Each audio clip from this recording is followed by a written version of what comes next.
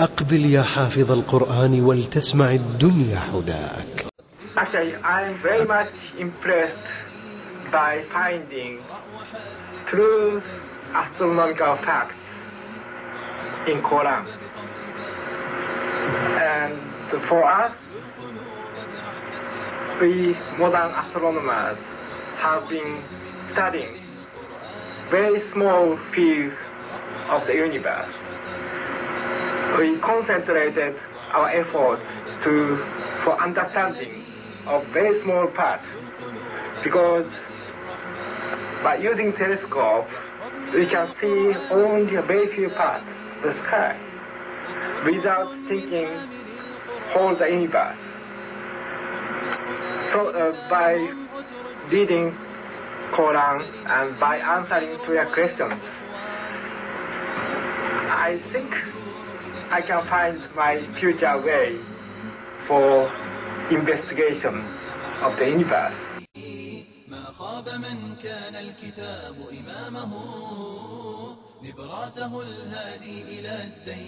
Muhammad was a very ordinary man. He couldn't have read, didn't know to write. In fact, he was illiterate. And we're talking about 1,200 years ago. You have someone, an illiterate person, making profound pronouncements and statements that are amazingly accurate of a scientific nature. And I personally can't see how this could be a mere chance. There are too many accuracies. And like Dr. Moore, I have no difficulty in my mind reconciling that this is a divine inspiration or revelation which led him to these statements.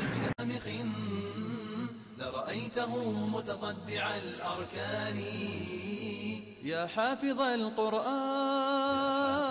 يا حافظ القرآن. I find it very interesting that this sort of information is in the ancient scriptures of the Holy Quran, and I have no way of knowing where they would come from, but I think it is extremely interesting that they are there and that this work is going on to discover the meaning of some of the passages. Well, I would think it must be the divine being.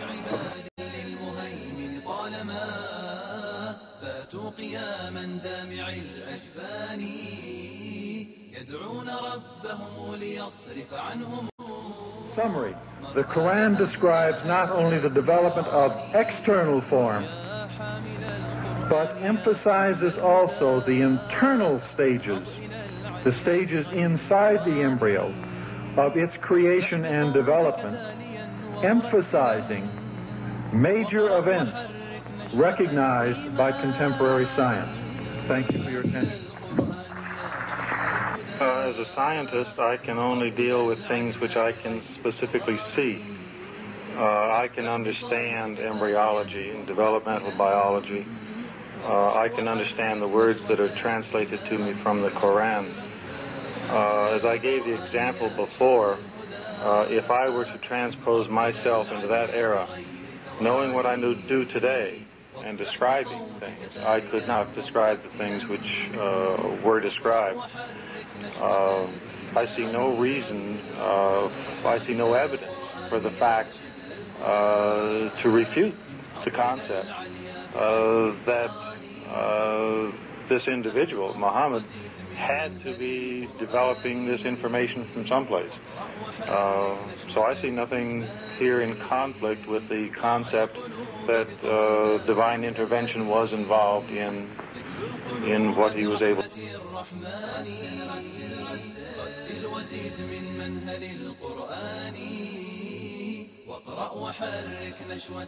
In a relatively few ayah is contained a rather comprehensive description of human development from the time of commingling of the gametes through organogenesis. No such distinct and complete record of human development, such as classification, terminology, and description, existed previously. In most, if not all instances, this description antedates by many centuries the recording of the various stages of human embryonic and fetal development recorded in the traditional scientific literature. درب الهداية واضح التبيان يتلوه أحمد الدنا وهي التي عطشت لقطر هداية هتاني سبحان منزله. Professor Moore was also elected to the membership of the Royal Medical Association of Canada, the International Academy of Cytology, the Union of the American Anatomists, and the Union of North and South American Anatomists. Professor Moore has published many books on clinical anatomy and embryology. 8 of them are used as reference works in medical schools and have been translated into 6 languages, namely Italian, German, Portuguese, Spanish, Greek, and Chinese. It has been a great pleasure for me to help clarify statements in the Quran about human development.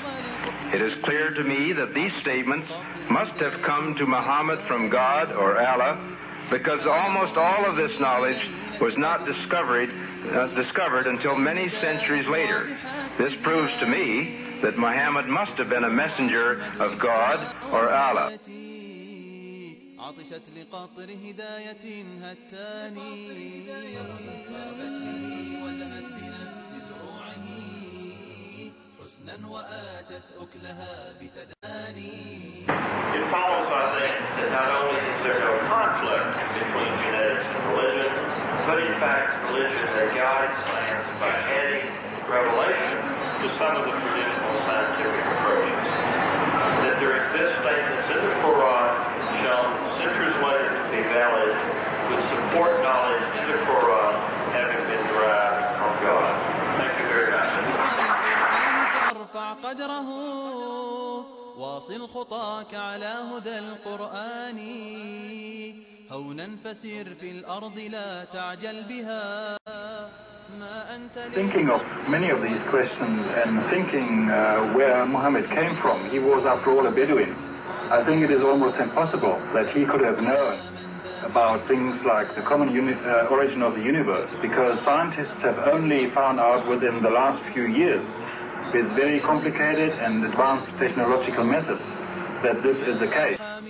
Somebody who did not know something about nuclear physics 1400 years ago could not, I think, be in a position to find out from his own mind, for instance, that the earth and the heavens had the same origin, or many other of the questions that we have discussed here. يا حامل القرآن يا شبل الهدى انهض إلى العليا بغير تواني واصدح بصوتك تاليا ومرتلا واقرأ وحرك نشوة الإيمان. يا حامل القرآن يا شبل الهدى انهض إلى العليا بغير تواني واصدح بصوتك تاليا ومرتلا